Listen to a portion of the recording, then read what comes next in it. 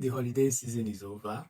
I think this week most people will be coming back from holidays, and this week and next, most major markets in Lagos especially will be open by the 12th and 19th. I think so.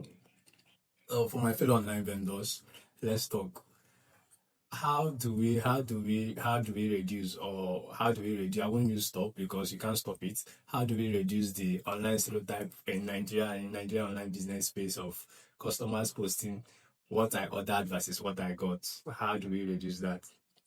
Because most cases, as a vendor, maybe I'm biased. Now, I'm not talking from the customer's aspect or viewpoint. As a vendor now, most cases what happens is that most customers don't know sizing and dimension of a product or an item.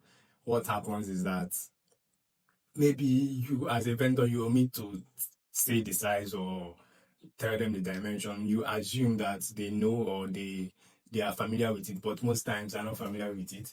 Especially some vendors that are not good at explanation or that. You assume that they are familiar with it, but they are not. For an example, on my own space of lighting and all that, lighting have different sizes.